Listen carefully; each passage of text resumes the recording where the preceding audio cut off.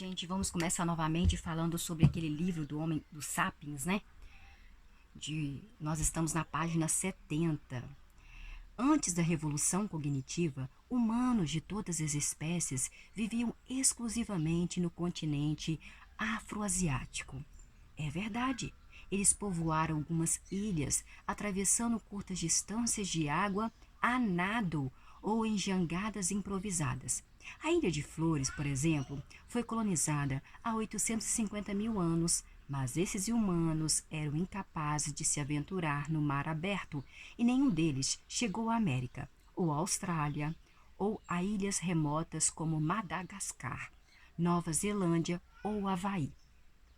A barreira marítima impediu não só os humanos, como também muitos outros animais afroasiáticos de chegarem a esse mundo exterior. Em consequência, os organismos de terras distantes, como Austrália e Madagascar, evoluíram em isolamento por milhões e milhões de anos, assumindo formas e características muito diferentes das de seus distantes parentes afroasiáticos. O planeta Terra era dividido em vários ecossistemas distintos, cada um deles composto de um conjunto singular de animais e de plantas. O Homo sapiens esteve prestes a pôr um fim a essa exuberância biológica. Após a revolução cognitiva, os sapiens adquiriram a tecnologia, as habilidades organizacionais e talvez até mesmo a visão necessária para sair do continente afroasiático e povoar o mundo exterior.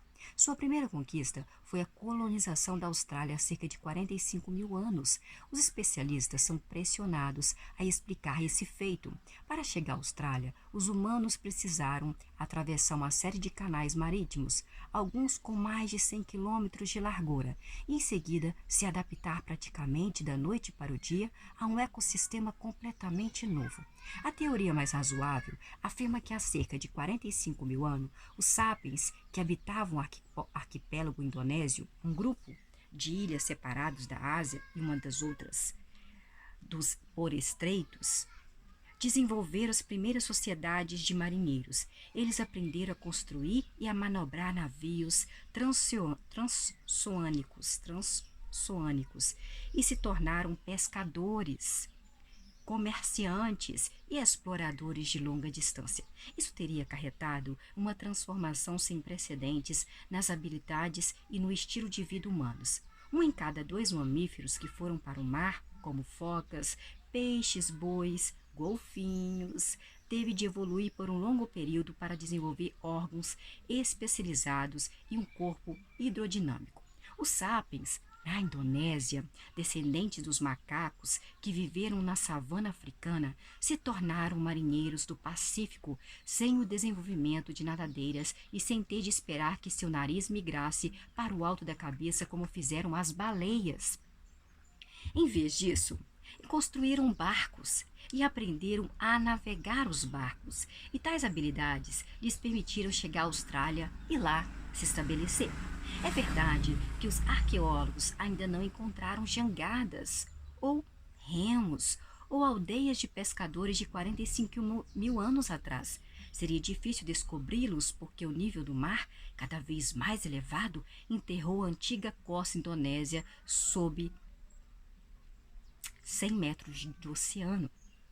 Entretanto, há sólidas evidências circunstanciais para corroborar essa teoria, especialmente o fato de que, nos milhares de anos que se seguiram o povoamento da Austrália, os sapiens colonizaram uma série de ilhas isoladas ao norte, algumas como Puka e Mamos. Eram separadas da terra mais próxima por 200 quilômetros do mar aberto. É difícil acreditar que alguém poderia ter chegado a Manos e a colonizado sem contar com os navios e habilidades de navegação sofisticadas. Conforme mencionado anteriormente, também há sólidas evidências de um comércio marítimo regular entre algumas dessas ilhas, como a Nova Irlanda e a Nova Bretanha. A jornada dos primeiros humanos à Austrália é um dos acontecimentos mais importantes da história. a pelo menos tão importante quanto a viagem de Colombo à América ou a expedição de Apolo II à Lua. Foi a primeira vez que o humano conseguiu deixar o sistema ecológico afroasiático. Na verdade, a primeira vez que um grande mamífero terrestre conseguiu ir desse continente à Austrália. Ainda mais importante foi o que os pioneiros humanos fizeram nesse novo mundo, o momento em que o primeiro caçador-coletor pôs os pés no litoral australiano. Foi o momento em que o Homo sapiens subiu ao topo da cadeia alimentar e num território específico, e a partir daí se tornou a espécie mais mortífera do planeta Terra. Até então, os humanos haviam apresentado alguns comportamentos e adaptações inovadoras, mas seu efeito sobre o ambiente fora insignificante.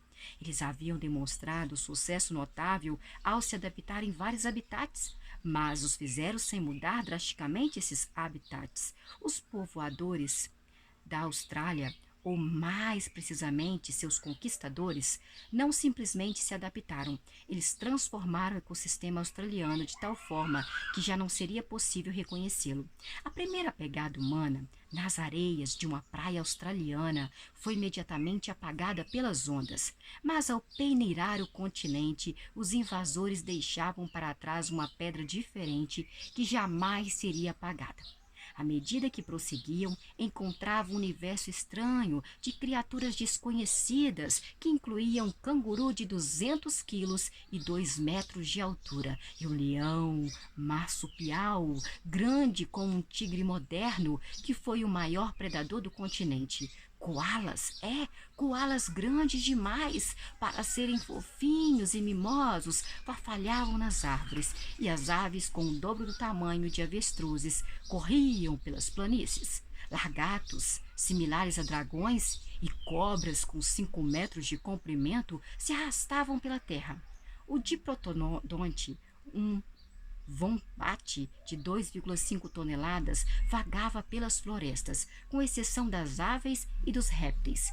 Todos esses animais eram marsupiais. Como os cangurus, davam à luz bebês minúsculos, indefesos, com aparências de fetos, que então eles nutriam com leite suas bolsas abdominais.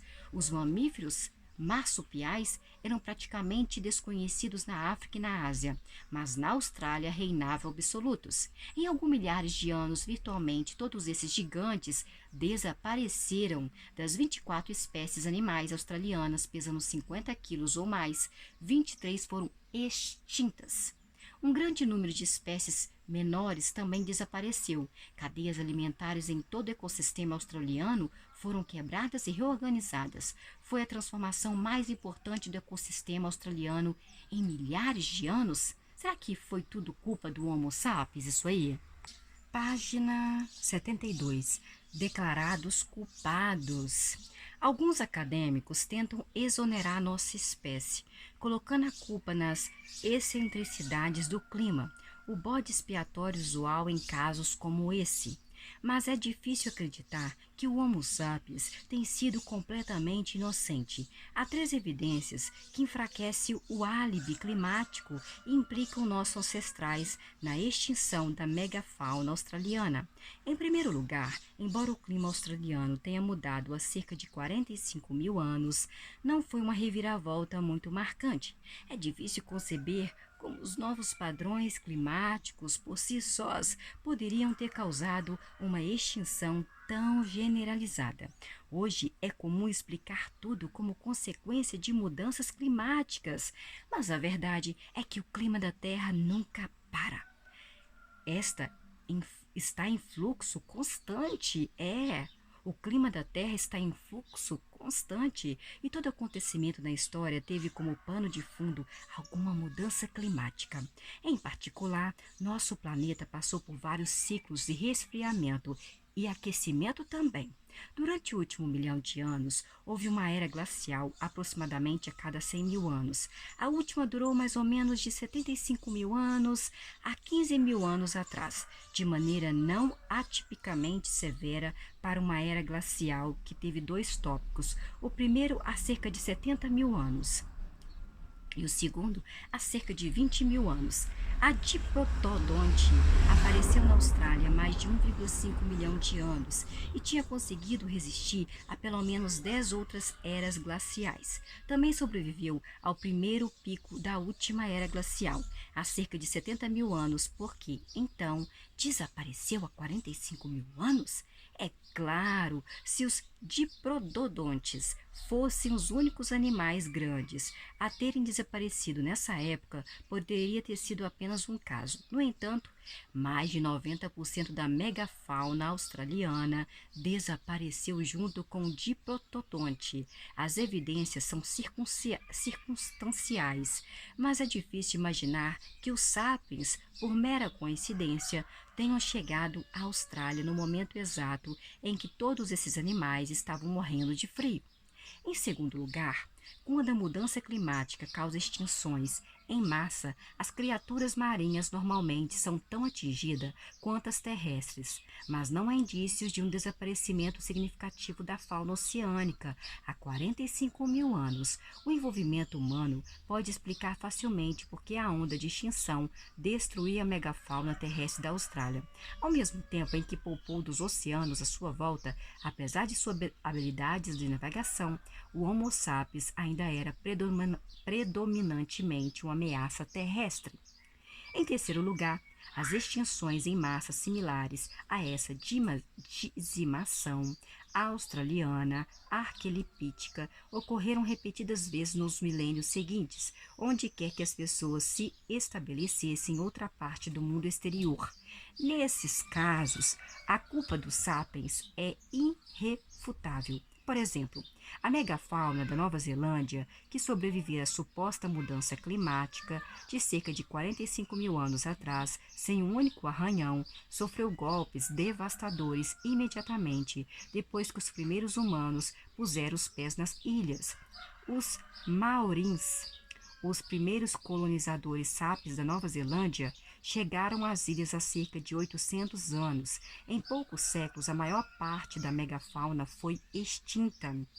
local foi extinta, junto com 60% de todas as espécies de pássaros. Um destino similar acometeu a população de mutantes da ilha de Wrangel, no Oceano Ártico, 200 quilômetros ao norte da costa siberiana. Os mamutes prosperavam por milhões de anos na maior parte do hemisfério norte, mas quando o Homo sapiens se espalhou, primeiro pela Eurásia e depois pela América do Norte, eles recuaram. Há 10 mil anos, não havia um único mamute a ser encontrado no mundo, exceto em algumas poucas ilhas remotas no Ártico, mais notadamente de Wrangel. Os mamutes de Wrangel continuaram a prosperar por mais alguns milênios e então desapareceram de maneira abrupta há cerca de 4 mil anos, justo quando os primeiros humanos chegaram à ilha. Se a extinção australiana fosse um acontecimento isolado, poderíamos conceder aos humanos o benefício da dúvida, mas o registro histórico faz o Homo sapiens parecer um assassino em série da ecologia. Tudo que os povoadores da Austrália tinham à sua disposição era a tecnologia da Idade da Pedra. Mas como eles poderiam causar um desastre ecológico, hein? Há 3 explicações que se complementam. Os animais grandes, as principais vítimas da extinção australiana, procriam devagar. A gestação é longa, a quantidade de filhotes por gestação é pequena e há longos intervalos entre uma gestação e outra gestação. Em consequência, mesmo se os humanos abatessem um único diprotodonte a cada poucos meses, seria suficiente para fazer com que o número de mortes de diprotodonte fosse superior ao número de nascimentos. Em alguns milhares de anos, o último diprotodonte solitário morreria e com ele a espécie inteira morreria também.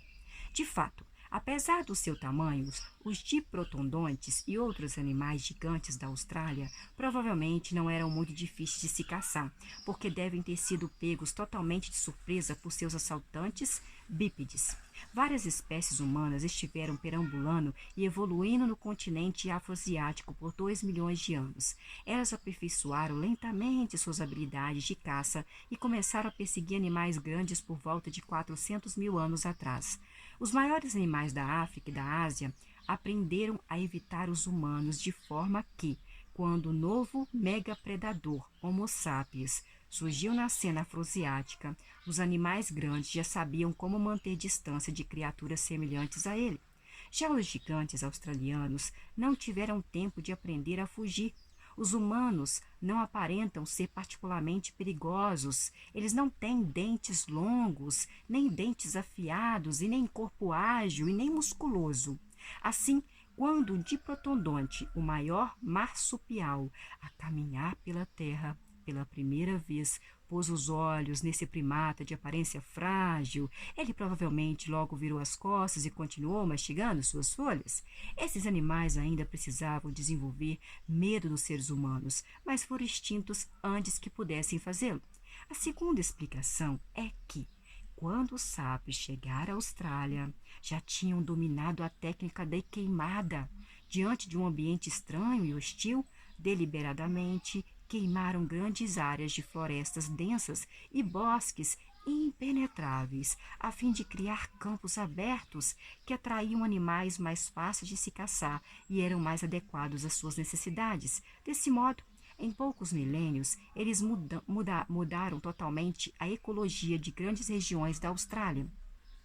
Um conjunto de evidências que corroboram essa visão é o registro fóssil de plantas. Árvores de eucalipto eram raras na Austrália há 45 mil anos atrás, mas a chegada do Homo sapiens inaugurou uma era de ouro para essa espécie de eucalipto. Como são especialmente resistentes ao fogo, os eucaliptos se espalham por toda parte, enquanto outras árvores e arbustos desapareceram. Essas mudanças na vegetação influenciaram os animais que comiam as plantas e os carnívoros que comiam os herbívoros. Os coalas, que subsistiam exclusivamente de folhas de eucalipto, prosperaram nos novos territórios. A maioria dos outros animais foi muitíssimo afetada. Muitas cadeias alimentares australianas foram destruídas, levando os elos mais frágeis à extinção. Uma terceira explicação admite que a caça e a queimada exerceram um papel significativo na extinção, mas enfatiza que não podemos ignorar completamente o papel do clima. As mudanças climáticas que atingiram a Austrália por volta de 45 mil anos atrás desestabilizaram o ecossistema e o tornaram particularmente vulnerável. Em circunstâncias normais, o sistema provavelmente teria se recuperado, como acontecera muitas vezes antes. No entanto, os humanos entraram em cena exatamente nesse momento crítico e empurraram o frágil ecossistema para o abismo. A combinação de mudança climática, a caça humana, especialmente devastadora para animais grandes, já que os ataca por diferentes ângulos, é difícil encontrar uma boa estratégia de sobrevivência que funcione simultaneamente diante de múltiplas ameaças. Sem dispor de mais evidências, não há como decidir entre os três cenários.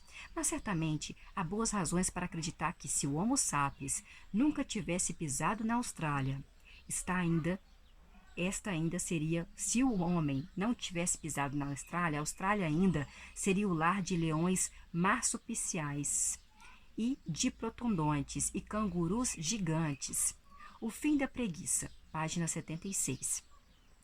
A extinção da megafauna australiana foi provavelmente a primeira marca significativa que o Homo sapiens deixou em nosso planeta. Foi seguida de um desastre ecológico ainda maior, dessa vez na América. O Homo sapiens foi a primeira e a única espécie humana a chegar ao continente no hemisfério ocidental há cerca de 16 mil anos, ou seja, por volta de 1400 a.C., e os primeiros americanos chegaram a pé, o que foi possível porque na época o nível do mar era baixo o suficiente para que uma ponte de terra conectasse ao nordeste da Sibéria com o noroeste da Alasca.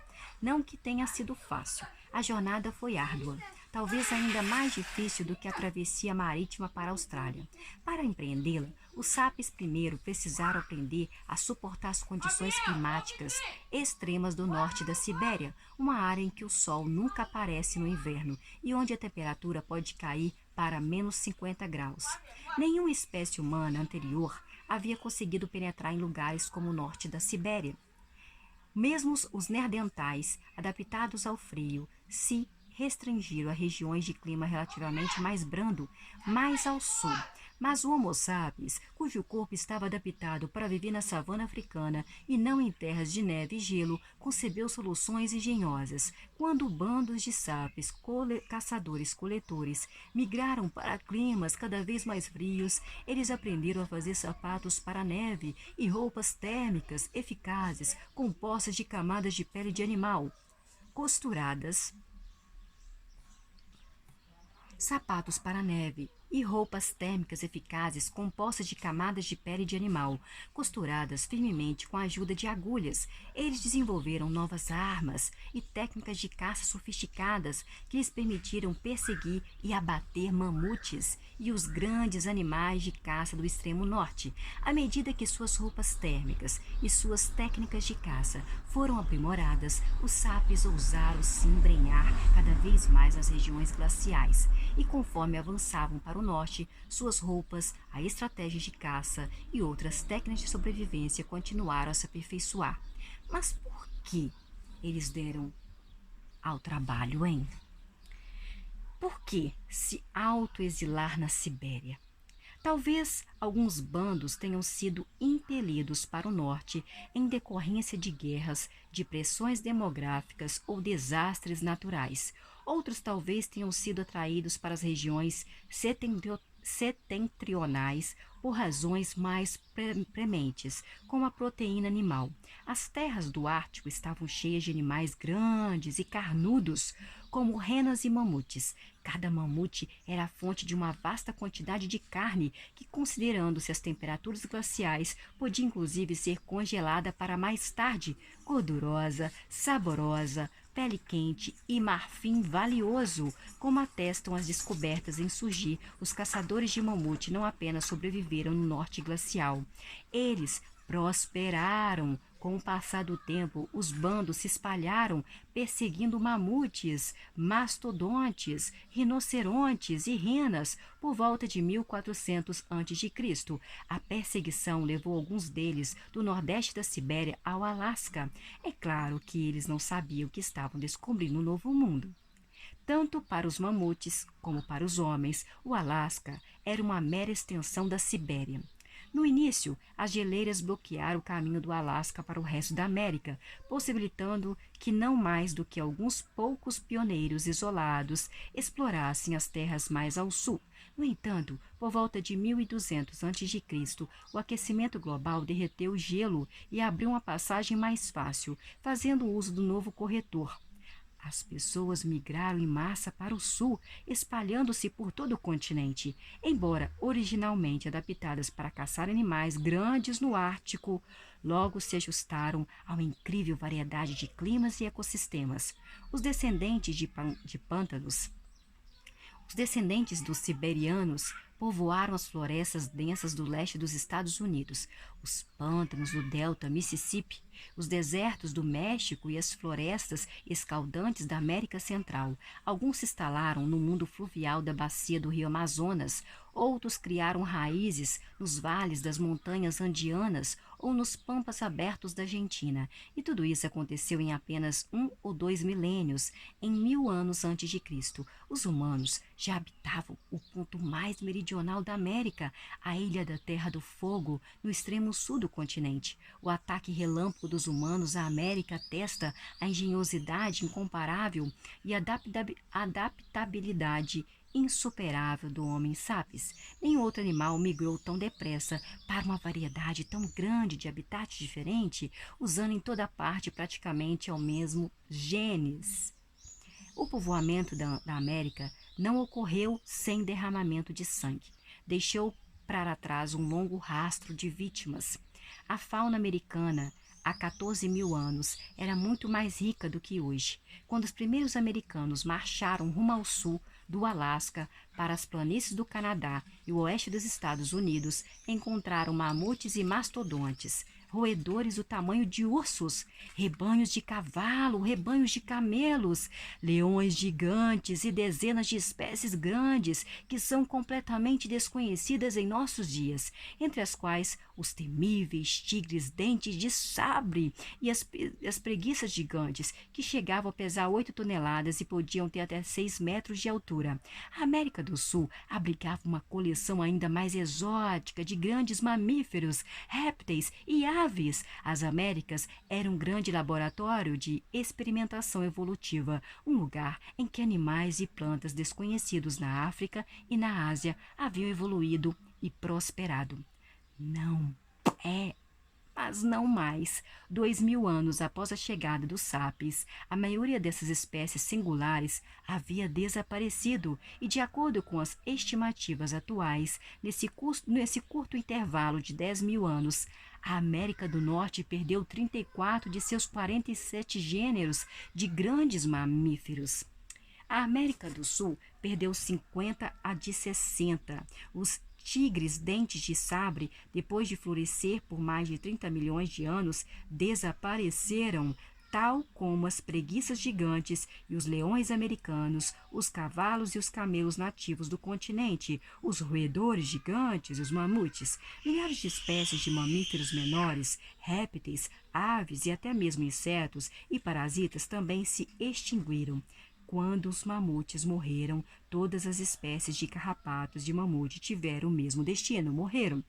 Há décadas, paleontólogos e zoarqueólogos, pessoas que procuraram e estudam restos de animais, vasculharam as planícies e montanhas das Américas em busca de ossos fossilizados de camelos antigos e de fezes petrificadas de preguiças gigantes. Quando encontram o que procuram, os tesouros são cuidadosamente embalados e enviados para laboratórios, onde cada osso e cada coprólito, o nome técnico para as fezes fossilizadas, é meticulosamente estudado e datado. De tempos em tempos, essas análises produzem os mesmos resultados.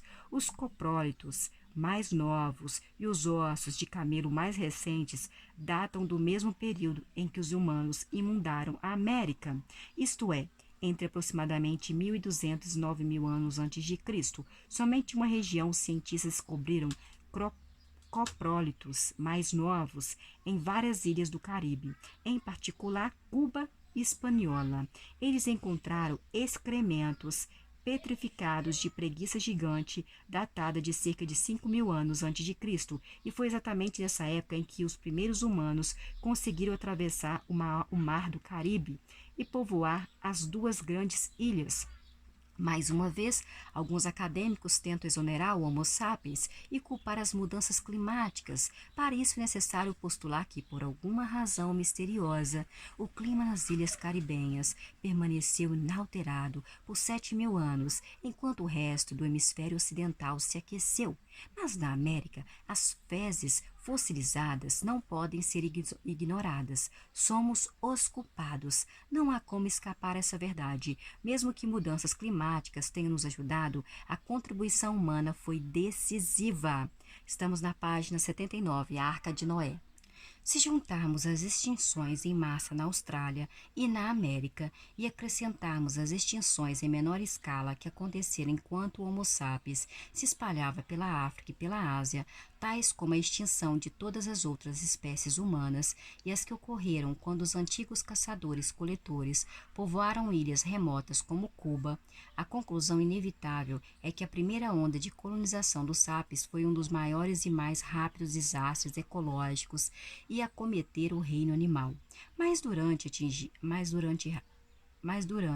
atingidos foram as grandes criaturas peludas. Mais duramente atingidas foram as grandes criaturas peludas. Na época da Revolução Cognitiva, o planeta abrigava cerca de 200 gêneros de grandes mamíferos terrestres, pesando mais de 50 quilos. Na época da Revolução Agrícola, restavam apenas 100. O Homo sapiens levou à extinção cerca de metade dos grandes animais do planeta muito antes de os humanos inventarem a roda, a escrita ou ferramentas de ferro. Em estratégia ecológica, foi reencenada em miniatura inúmeras vezes depois da Revolução Agrícola. O registro arqueólogo da ilha após ilha conta a mesma história triste. A tragédia começa com uma cena mostrando uma população rica e variada de grandes animais, sem vestígio algum de humanos. Na cena 2, os sapiens aparecem, evidenciados por um osso humano, uma ponta de lança ou talvez um pedaço de um utensílio de cerâmica.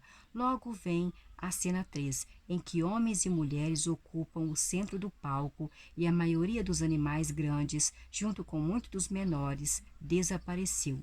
A grande ilha de Madagascar, a uns 400 quilômetros a leste do continente africano, oferece um exemplo famoso. Ao longo de milhões de anos de isolamento, desenvolveu-se ali uma coleção singular de animais. Entre eles, encontravam-se o pássaro-elefante, uma criatura incapaz de voar, com 3 metros de altura e pesando quase meia tonelada, a maior ave do mundo, e os lêmures gigantes, os maiores primatas do globo. Os pássaros-elefantes, os lêmures gigantes, junto com a maioria dos outros grandes animais de Madagascar, desapareceram de maneira abrupta há cerca de 1,5 mil anos. Milhões, né? Precisamente quando os primeiros humanos puseram os pés na ilha. No Oceano Pacífico, a principal onda de extinção começou por volta de 1500 anos antes de Cristo, quando agricultores polinésios se estabeleceram nas Ilhas Salomão. Fiji e Nova Caledônia, eles exterminaram, direta ou indiretamente, centenas de espécies de aves, de insetos, de caracóis e outros habitantes locais. Dali, a onda de extinção avançou gradativamente para o leste, para o sul e o norte, até o coração do Oceano Pacífico, eliminando no caminho a fauna peculiar de Samos e Tonga, 1200 anos antes de Cristo, as Ilhas Marquesas, a Ilha de Páscoa, as Ilhas de Cook e Havaí, 500, por fim, a Nova Zelândia, 1200. Desastres ecológicos similares ocorreram em praticamente cada uma das milhares de ilhas que pontilham o Oceano Atlântico, o Oceano Índico, o Oceano Ártico e o Mar Mediterrâneo. Os arqueólogos descobriram, até mesmo nas ilhas menores, indícios da existência de aves, de insetos e caracóis que viveram lá por inúmeras gerações e só desapareceram quando os primeiros agricultores humanos chegaram. Apenas algumas poucas ilhas extremamente remotas escaparam do olhar do homem até a Idade Moderna. A essas ilhas mantiveram sua fauna intacta. As Ilhas Galápagos, para dar um exemplo famoso, permaneceram inabitadas por humanos até o século XVII, preservando assim sua coleção única, incluindo suas tartarugas gigantes que, como os antigos diplodontes, não têm medo de humanos. As tartarugas não tinham medo de humanos, não. A primeira onda de extinção, que acompanhou a disseminação dos caçadores-coletores, a primeira onda de extinção, que acompanhou a disseminação dos caçadores-coletores, foi seguida pela segunda onda de extinção, que acompanhou a disseminação dos agricultores e nos dá uma perspectiva importante sobre a terceira onda de extinção, que a atividade industrial está causando hoje. Não acredite nos abraçadores de árvores que afirmam que nossos ancestrais viveram em harmonia com a natureza. Muito antes da Revolução Industrial, o Homo sapiens já era um recordista entre todos os organismos em levar as espécies de plantas e animais mais importantes à extinção. Temos a honra duvidosa de ser a espécie mais mortífera nos anais da biologia. Talvez se mais pessoas estivessem cientes da primeira e da segunda onda de extinção, seriam menos indiferentes à terceira onda, da qual fazem parte. Se soubéssemos quantas espécies já erradicadas, poderíamos ser mais motivados a proteger as que ainda sobrevivem. Isso é especialmente relevante para os grandes animais oceanos, Ao contrário de seus equivalentes terrestres, os grandes animais marinhos sofreram relativamente pouco com a revolução cognitiva e a revolução agrícola, mas hoje muitos deles estão prestes a se extinguirem em consequência de poluição industrial e do uso excessivo dos recursos oceânicos por parte dos humanos. Atuns e golfinhos sigam os diplodontes, as preguiças gigantes e os mamutes rumam ao desaparecimento. E de todas as grandes criaturas do mundo, os únicos sobreviventes da inundação humana serão os próprios humanos e os animais domésticos que servem como escravo nas galés das arcas de Noé.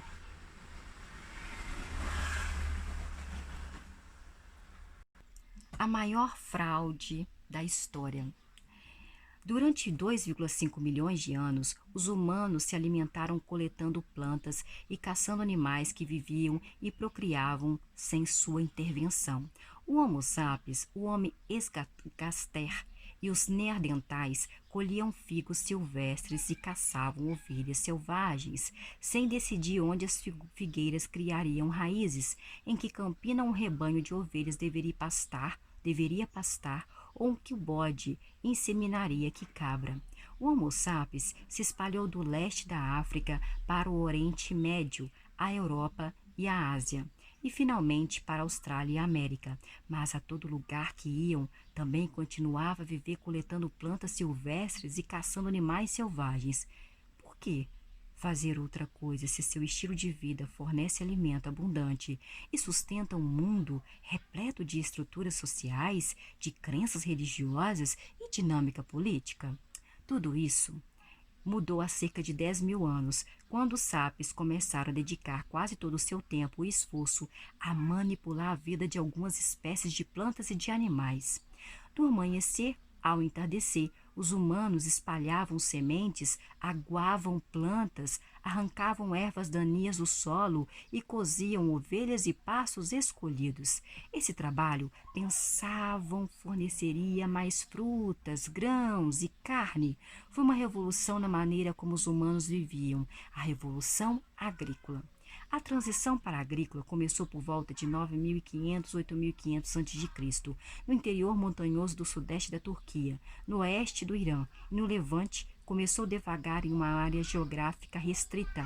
Trigo e bodes foram domesticados por volta de 9.000 a.C., ervilhas e lentilhas em torno de 8.000 a.C., oliveiras cerca de 5.000 a.C., cavalos por volta de 4.000 a.C., videiras 3.000 a.C. Alguns animais e sementes, como camelos e castanhas de caju, foram domesticados ainda mais tarde, mas em 3.000 a.C. A principal onda de domesticação havia chegado ao fim. Mesmo hoje, com toda a nossa tecnologia avançada, mais de 90% das calorias que alimentam a humanidade vem do punhado de plantas que nossos ancestrais domesticaram entre 9.500 e 3.500 a.C. Trigo, arroz, milho, batata, painço e cevada. Nenhuma planta ou animal importante foi domesticado nos últimos 2.000 anos. Se nossa mente é a dos caçadores-coletores, nossa culinária é dos antigos agricultores.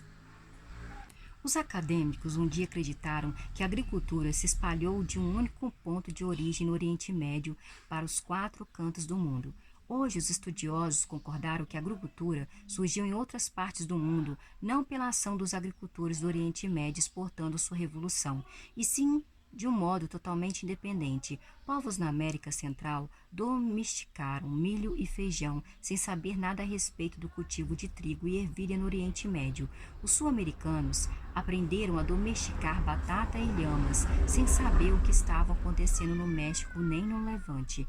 Os primeiros revolucionários da China domesticaram arroz, painço e porcos. Os primeiros agricultores da América do Norte foram os que cansaram de vasculhar o subsolo à procura de abóboras comestíveis e decidiram cultivar abóbora. Os habitantes da Nova Guiné domesticaram a cana-de-açúcar e a banana, ao passo que os primeiros fazendeiros da África Ocidental produziam painço africano, arroz africano, sorgo e trigo conforme suas necessidades. Destes pontos iniciais, a agricultura se espalhou para o mundo inteiro. No século I da era cristã, a grande maioria dos povos na maior parte do mundo era de agricultores. Por que interromperam revoluções agrícolas no Oriente Médio, na China e na América Central, mas não na Austrália, não no Alasca ou não na África do Sul? A razão é simples: a maioria das espécies de plantas e de animais não pode ser domesticada. Os sapiens podiam desenterrar frutas deliciosas e caçar mamutes lanudos, mas domesticar qualquer uma dessas espécies estava fora de questão. Os fungos eram esquivos demais, os animais gigantes eram ferozes demais. Dos milhares de espécies que nossos ancestrais caçaram e coletaram, apenas algumas eram candidatas adequadas para a agricultura e para o pastoreio. Essas poucas espécies se situavam em lugares específicos, e esses são os lugares onde as revoluções agrícolas ocorreram. Acadêmicos um dia declararam para que a Revolução Agrícola foi um grande salto para a humanidade. Eles contaram uma história de progresso alimentado pela capacidade intelectual humana.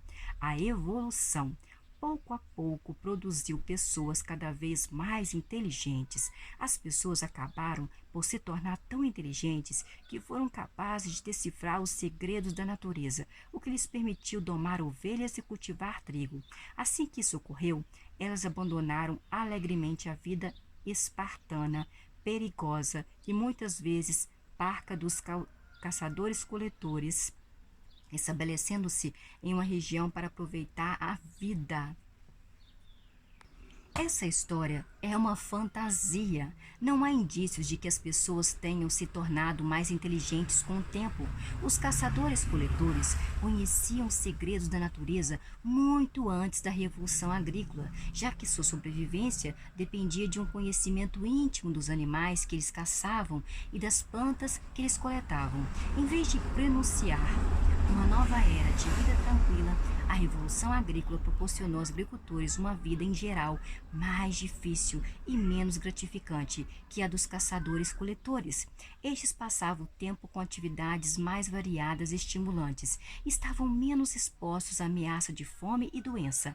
A Revolução Agrícola certamente aumentou o total de alimentos à disposição da humanidade, mas os alimentos extras não se traduziram em uma dieta melhor ou em mais lazer. Em vez disso, se traduziam em explosões populacionais e elites favorecidas. Em média, um agricultor trabalhava mais que um caçador-coletor e obtinha em troca uma dieta pior. A Revolução Agrícola foi a maior fraude da história. Quem foi o responsável? Nem reis, nem padres, nem mercadores. Os culpados foram um punhado de espécies vegetais, entre os quais o trigo, o arroz e a batata. As plantas domesticaram o Homo sapiens e não ao contrário. Não foram Homo sapiens que domesticaram as plantas. Pense por um instante na Revolução Agrícola do ponto de vista do trigo. Há 10 mil anos, o trigo era apenas uma graminha silvestre, uma de muitas confinadas a uma pequena região do Oriente Médio. De repente, em apenas alguns milênios, estava crescendo no mundo inteiro o trigo, de acordo com os critérios evolutivos elementares de sobrevivência e reprodução. O trigo se tornou uma das plantas mais prósperas na história do planeta. Em áreas como as grandes planícies da América do Norte, onde há 10 mil anos não crescia um único pé de trigo, hoje podemos caminhar por centenas e centenas de quilômetros sem encontrar nenhuma outra planta. No mundo inteiro, o trigo cobre cerca de 2,25 milhões de quilômetros quadrados da superfície do globo, quase 10 vezes o tamanho da Grã-Bretanha. Como essas graminhas passaram de insignificantes a onipresentes? O trigo fez isso manipulando o Homo sapiens e seu bel prazer. Esse primata vivia uma vida confortável como caçador-coletor, até por volta de 10 mil anos atrás, quando começou a dedicar cada vez mais esforços ao cultivo do trigo. Em poucos milênios, os humanos, em muitas partes do mundo, estavam fazendo não muito mais do que cuidar de plantas de trigo do amanhecer ao entardecer. Não foi fácil. O trigo demandou muito dos Homo sapiens. O trigo não gostava de rochas, não gostava de pedregulhos, e por isso os sapiens deram duro para limpar os campos. O trigo não gostava de dividir espaço. água, nutrientes com outras plantas, e assim homens e mulheres trabalhavam longas jornadas sobre o sol abrasador, eliminando ervas daninhas. O trigo ficava doente e por isso os sapiens tinham de ficar de olho em vermes e pragas. O trigo era atacado por coelhos e nuvens de gafanhotos. Então os agricultores construíram cercas e passaram a vigiar os campos. O trigo tinha sede, então os humanos cavaram canais de irrigação ou passaram a carregar baldes pesados de poços para regá-lo. Os sapiens até mesmo passaram a coletar fezes de animais para nutrir o solo em que ele crescia. O corpo Homo sapiens não havia evoluído para tais tarefas. Estava adaptado para subir em macieiras e correr atrás de gazelas, não para remover rochas e carregar baldes de água. A coluna, os joelhos, os pescoços, o arco, os plantares dos humanos pagaram o preço. Estudos de esqueletos antigos indicam que a transição para a agricultura causou uma série de males, como deslocamento de disco, artrite, né? É artrite, é triste mesmo que a dor é difícil, hérnia. Além disso, as novas tarefas agrícolas demandavam tanto tempo que as pessoas eram forçadas a se instalar permanentemente ao lado de seus campos de trigo. Isso mudou por completo seu estilo de vida. Nós não domesticamos o trigo nos domesticou. A palavra domesticar vem do latim domus, que significa casa. Quem é que estava vivendo em uma casa?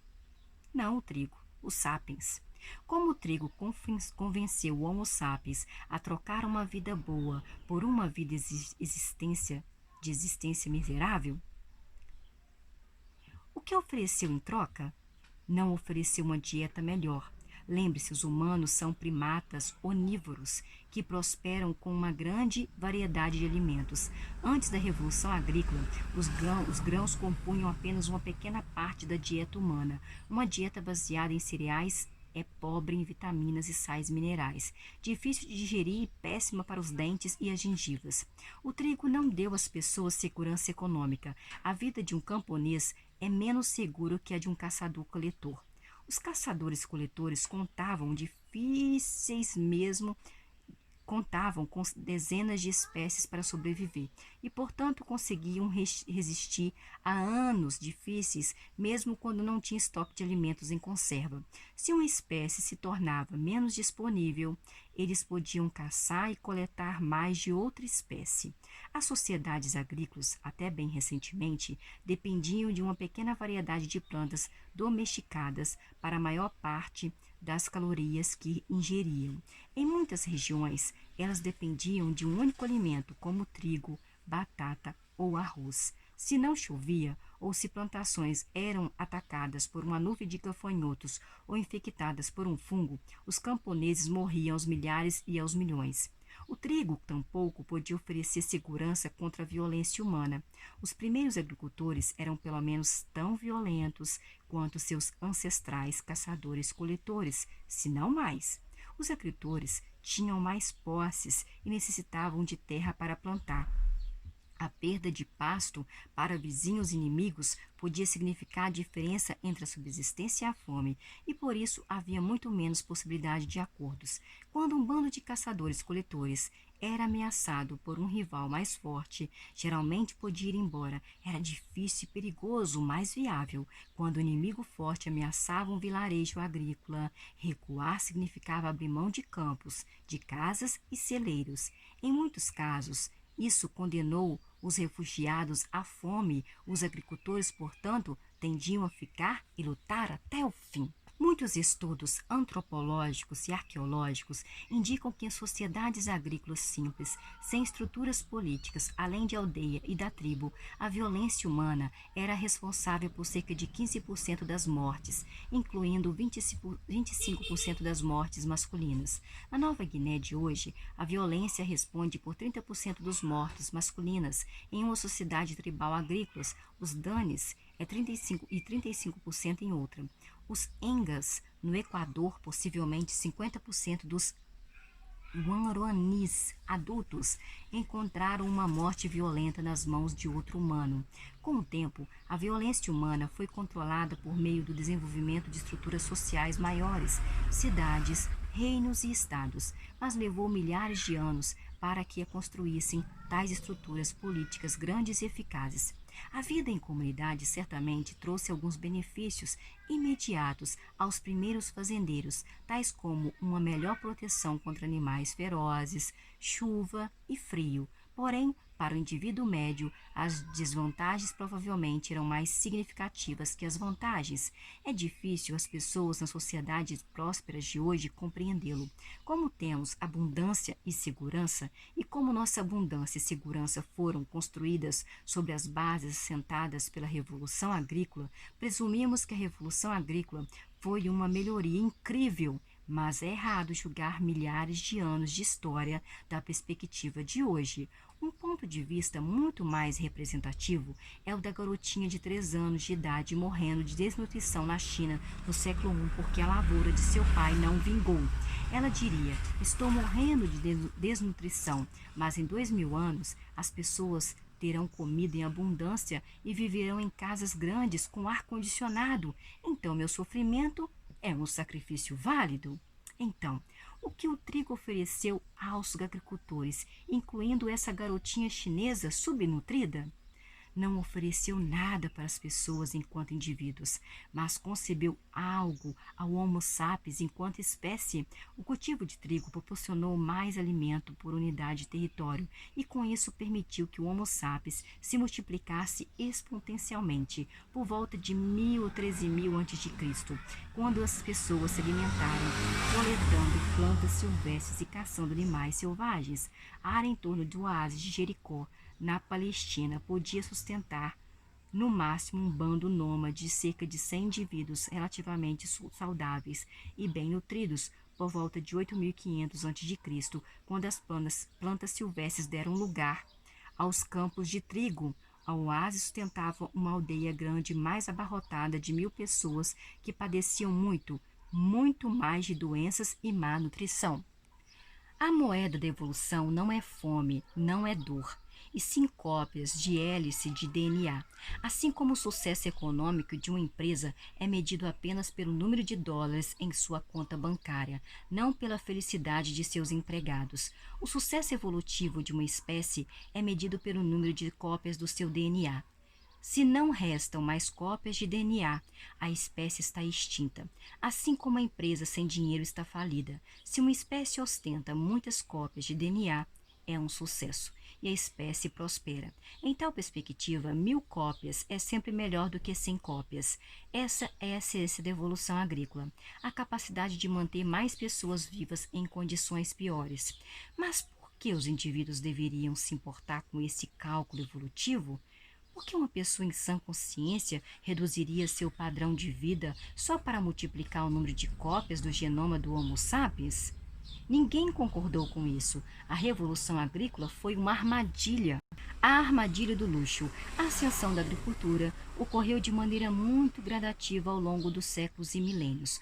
Um bando de homo sapiens coletando cogumelos e nozes e caçando cervos e coelhos não se instalou de súbito em um assentamento permanente, arando campos, colhendo trigo e carregando água do rio. A mudança aconteceu em etapas, cada uma das quais envolvendo apenas uma pequena alteração na vida cotidiana. O Homo sapiens chegou ao Oriente Médio há cerca de 70.000 anos. Durante 50.000 anos seguintes, nossos ancestrais prosperaram na região sem se dedicar à agricultura. Os recursos naturais eram suficientes para sustentar sua população humana. Em períodos de fartura, as pessoas tinham mais filhos, em períodos de escassez, um pouco menos filhos. Os humanos, como muitos mamíferos, têm mecanismos genéticos e hormonais que ajudam a controlar a procriação. Em épocas boas, as fêmeas chegavam à puberdade mais cedo e suas chances de engravidar são um pouco maiores. Em épocas ruins, a puberdade é tardia e a fertilidade diminui. A esses controles populacionais naturais somavam-se mecanismos culturais, bebês e crianças pequenas que se locomovem devagar e demandam muita atenção. Era um fardo para caçadores-coletores nômades. As pessoas tentavam ter filhos a cada 3 ou 4 anos. As mulheres faziam isso amamentando seus filhos o dia todo e por mais anos. A amamentação constante diminui significativamente as chances de engravidar. Outros métodos incluíam abstinência sexual total ou parcial, apoiada talvez por tabus culturais, abortos e, ocasionalmente, infanticídio. Durante esses longos milênios, as pessoas comiam grãos de trigo de vez em quando, mas estes eram parte secundária de sua dieta. Há cerca de 18 mil anos, a última era glacial deu lugar a um período de aquecimento global. Com o aumento das temperaturas, aumentaram também as chuvas. O novo clima era ideal para o trigo e outros cereais do Oriente Médio, que se multiplicaram e se espalharam. As pessoas começaram a comer mais trigo e, sem querer, favoreceram seu crescimento e difusão. Como era impossível comer grãos silvestres sem antes escolhê-los, moê-los e cozinhá-los, as pessoas que coletavam esses grãos os carregavam a seus acampamentos temporários para processá-los. Os grãos de trigo são pequenos e numerosos e alguns deles inevitavelmente caíam caminho de acampamentos e se perdiam. Com o tempo, cada vez mais trigo cresceu perto dos acampamentos e dos caminhos preferidos pelos humanos. Ao promover queimadas em florestas e matagais, os humanos também ajudavam o trigo. O fogo limpava árvores e arbustos, permitindo que o trigo e outras gramíneas monopolizassem a luz do sol, a água e os nutrientes, onde o trigo se tornava particularmente abundante e a carne de caça e outras fontes de alimento também eram abundantes. Os bandos humanos puderam, pouco a pouco, abandonar seu estilo de vida nômade e se assentar em acampamentos onde se estabeleciam por uma estação inteira ou mesmo em caráter permanente. No começo, talvez eles acampassem por 4 semanas durante a colheita. Na geração seguinte, com a multiplicação e alastramento do trigo, o acampamento da colheita talvez durasse 5 semanas, depois 6, até que se tornou um assentamento permanente. Evidências de tais acampamentos foram encontradas em todo o Oriente Médio, sobretudo no Levante, onde a cultura natufiana floresceu de 12.500 a 9.500 a.C. Os natufianos eram caçadores-coletores que subsistiam à base de dezenas de espécies silvestres, mas viviam em assentamentos permanentes e dedicavam grande parte do seu tempo à colheita intensiva e ao processamento de cereais silvestres. Eles construíam casas e celeiros de pedra e armazenavam grãos para épocas de necessidade. Inventaram novas ferramentas, como foices de pedra para colher trigos silvestres e pilões de pedra para moê-lo, os trigos silvestres. Nós paramos aqui na página 90, gente. Depois nós iremos retornar com vocês. Fique aqui acompanhando esse livro maravilhoso.